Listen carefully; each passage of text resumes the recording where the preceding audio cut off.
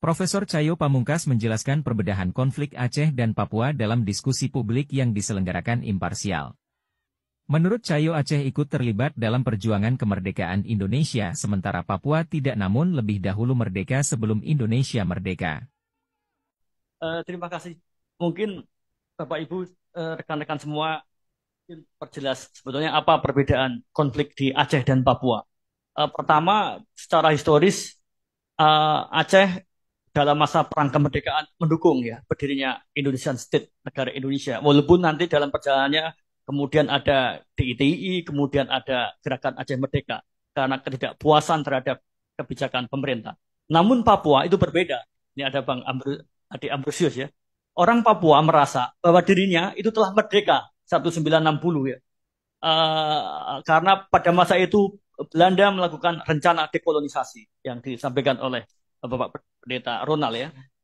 Mereka memiliki kesadaran bahwa negara Papua itu telah ada yang disimbolkan dalam bentuk bendera, kemudian Yogyakarta, bendera bintang kejora dan lagu Sogem Nomde serta Papua Villager Pop yang dikibarkan dan dinyanyikan pada tanggal 1 Desember. Para intelektual Papua menganggap Indonesia itu merampas kemerdekaan Papua. Jadi mereka mengklaim kembali kemerdekaan yang dulu dibayangkannya telah ada. Jadi kita harus memahami ada masalah mengenai penafsiran terhadap sejarah integrasi Papua.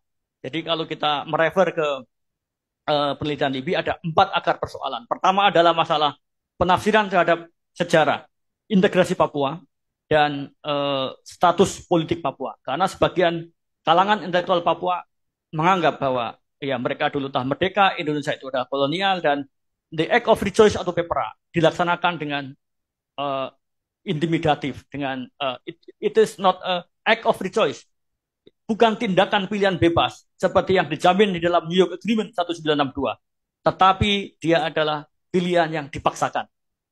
Kemudian yang ketiga, nasionalis Papua itu telah tumbuh sebelum Indonesia merdeka. Pendeta Yeskiene menanamkan identitas kepapuaan sejak 1925 di sekolah minggu di Wasior di Teluk Ondama. Bibit-bibit nasionalis Papua itu telah ada sebelum atau mungkin berbarengan dengan nasionalisme Indonesia. Dan ketika Indonesia merdeka tahun 1945, baru beberapa orang aktivis seperti Sugoro kemudian menanamkan ide tentang nasionalisme Indonesia, dan itu kemudian tidak dilanjuti karena Sugoro kemudian ditangkap dan melarikan diri. Nah akhirnya, keinginan orang Papua untuk merdeka itu telah ada sebelum Indonesia merdeka. Dan pada tahun 60 orang Papua terbagi, ada yang ingin merdeka, ada yang ingin ikut dengan Belanda, dan ada yang ikut dengan Indonesia. Dan nasionalis Papua itu makin lama makin menguat. Justru beberapa riset seperti Richard Sobel mengatakan keinginan orang Papua untuk merdeka itu semakin menguat di masa Orde Baru karena ada pelanggaran HAM, kekerasan politik, ada marginalisasi, ada diskriminasi, dan lain-lain. Ada masalah kekerasan politik dan diskriminasi. Dan saya kira itu adalah akar persoalan Papua. Dan saya kira para akademisi itu juga menyumbang terhadap ini. Karena produksi pengetahuan tentang Papua rata-rata kita lihat di media sosial. Dukungan terhadap penggunaan kekerasan itu sangat cukup besar ya di media sosial Indonesia. Nah saya kira masih ada banyak produksi pengetahuan, terutama yang juga di media sosial, yang mengatakan bahwa orang Papua masih hidup di zaman batu dan orang Papua dan cenderung suka melakukan kekerasan. Jadi ada stereotip, ada produksi pengetahuan yang rasis terhadap orang Papua dalam pengetahuan yang kita produksi, meskipun tidak semua.